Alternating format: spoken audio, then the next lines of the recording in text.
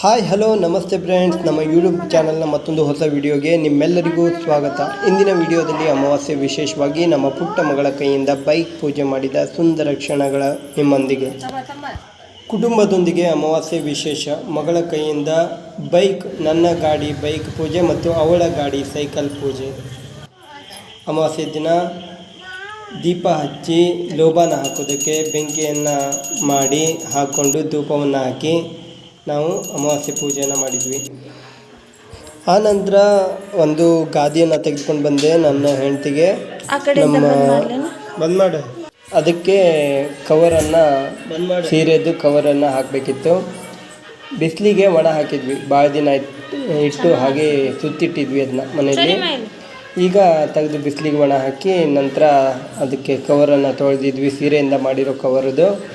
ಆಗ ನನ್ನ ಮಗಳು ಅದನ್ನು ಹಾಕೋದಕ್ಕೂ ಬಿಡೋದಿಲ್ಲ, ಮೇಲೆ ಬಂದು ನಿಂತ್ಕೊಂಡು ಕಾಡಿಸ್ತಾ ಇದ್ಲು.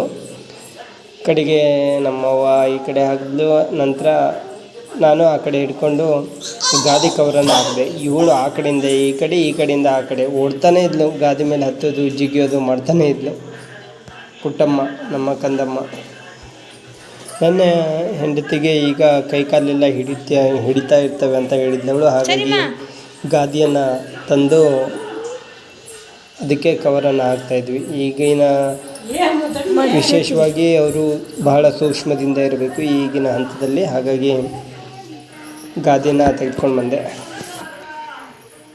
ಆದರೆ ನನ್ನ ಮಗಳ ಜಿಗಿದಾಟ ಅಂತೂ ಅದರಲ್ಲಿ ಭಾಳ ಆಗಿತ್ತು. ನಂತರ ಗಾದಿಯನ್ನು ಹಾಕಿ ಕವರನ್ನು ಕಟ್ಟಿದ್ವಿ, ಅದನ್ನ ಸೀರೆದು. ಮತ್ತು ಅದಕ್ಕೆ ಮತ್ತೊಂದು ಸೀರೆ ಕವರು, 2 ಸೀರೆ ಕವರು ಹೊಲಿದಿದ್ರು ನನ್ನ ಹೆಂಡತಿ. ಹಾಗೆ ಅದನ್ನ ಮೊದಲಿಗೆ ಒಂದು ಸೀರೆ ಕವರ್ ಹಾಕಿ ನಂತರ ಮತ್ತೊಂದು ಸೀರೆಯನ್ನು ಕವರನ್ನು ಹಾಕಿದ್ವಿ. ಯಾಕಂದರೆ ಧೂಳು ಗೀಳಿ ಎಲ್ಲ ಜಾಸ್ತಿ ಹೋಗ್ಬಾರ್ದಲ್ಲ, ಮತ್ತು ದಬ್ಬ ಬಡಿತಾ ಇರಬೇಕಾಗುತ್ತೆ, ಆ ಧೂಳು ಹೋಗುತ್ತೆ. ಹಾಗಾಗಿ ಒಂದ್ರ ಮೇಲೆ ಒಂದು ಕವರ್ ಹಾಕಿದ್ರೆ ಜಾಸ್ತಿ ಧೂಳು ಒಳಗಡೆ ಹೋಗೋದಿಲ್ಲ. ಧೂಳು ಅನ್ನೋದಕ್ಕೆ ಇರೋದಿಲ್ಲ, ಆದರೆ ಎಂಥ ಮನೆಯ ಒಳಗಡೆ ಇದ್ರೂ ಸಣ್ಣ ಪುಟ್ಟ ಧೂಳು ಇದ್ದೇ ಇರುತ್ತೆ. ಇವತ್ತು ತಂಗಿ ಸಿಕ್ಕಂಡಮ್ಮ, ತಂಗಿಲೇ ಸರಿ ಅಮ್ಮ, ಅಮ್ಮ ಸರಿ, ಸರಿ ಅಮ್ಮ, ಸರಿ ಇಲ್ಲೇ ಆಕೆಗೆ ಮುಂದೆ ಹಿಡ್ಕ, ಈ ಕಡೆ ಹಿಡಿ, ಮುಂದೆ ಇಲ್ಲಿ ಹಿಡಿ.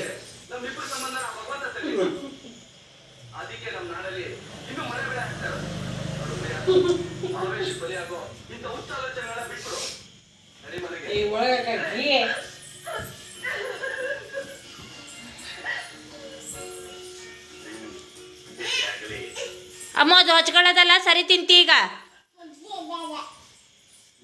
ಸರಿಲೇ ಬೇಗ, ಇದ್ರ ಮೇಲೆ ಮಕ್ಕೊಂತಿ ಅಂತ, ಗಾದಿ ಮೇಲೆ ಮಕ್ಕೊಂತ ಅಂತ ಹೇಳ. ಗಾದಿ ಮೇಲೆ ಮಕ್ಕೊಂತಿ ಅಂತ, ಗಾದಿ ಮೇಲೆ. ಇಲ್ಲಿ ನೋಡಿ, ಇಲ್ಲಿ ನೋಡಿ ಅಪ್ಪ.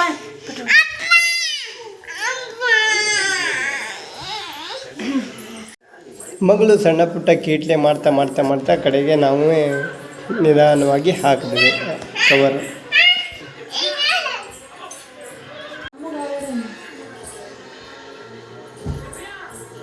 ಸರಿಯೇ, ಆ ಗಾದಿ ಅಮ್ಮಗೆ ತಂದಿದ್ದು ನಿಂಗಲ್ಲ, ಸರಿ. ಇವತ್ತಿಂದ ನೀ ಅಜ್ಜಿ ಕಡೆ ಮಕ್ಕ. ಈಗ ಇದು ಗಾದಿ ಅಮ್ಮಗ ಅಷ್ಟ ಅಮ್ಮಗ ಅಮ್ಮ. ಹಾಂ, ಗಾದಿ ಇಲ್ಲಮ್ಮ, ಪ್ಲೀಸ್ ಪ್ಲೀಸ್ ಅಮ್ಮ. ಇವತ್ತೇ ತಗೊಬಂದಿದ್ದು ಮತ್ತೆ ಅಮ್ಮಗಂತ. ನಂತರ ಆದ್ರಿ ಮಳೆ ಹಬ್ಬದ ಮಾರನೇ ದಿನ ಸೋಮವಾರ ಜೋರಾಗಿ ಮಳೆ ಬಂದಾಗ ಹಿಂದೆ ಗೋಡೆ ಮಣ್ಣು ಹಾಕಿದ್ದು ಕುಸಿದು ಬಿದ್ದಿತ್ತು.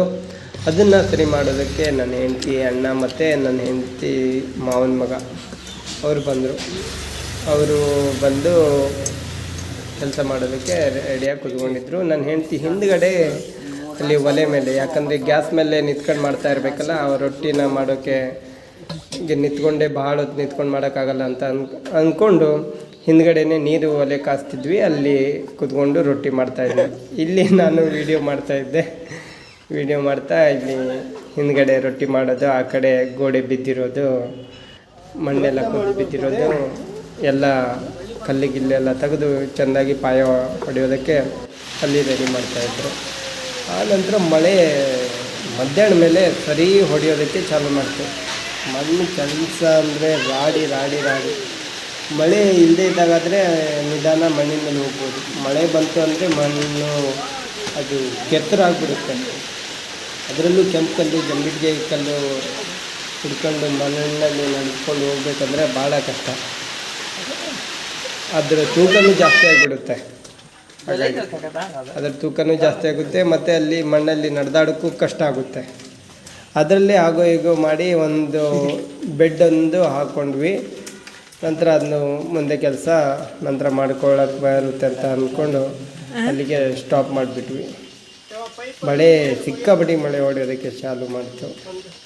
ಇಲ್ಲಿ ನನ್ನ ಹೆಂಡತಿ ಈ ಕಡೆ ರೊಟ್ಟಿ ಮಾಡ್ತಾಯಿದ್ಲು. ಆ ಮಳೆ ಬಂದಿದ್ದಕ್ಕೆ ನೀನೆಷ್ಟು ಮುದ್ದು ಗೊತ್ತಾ ಹಾಡು ನನ್ನ ಹೆಂಡತಿ mobile ring tone relation phone ಮಾಡಿದರು. ಹಾಗಾಗಿ ಅಲ್ಲಿಗೆ ಕಟ್ ಮಾಡಿಟ್ಟಿದ್ದೆ.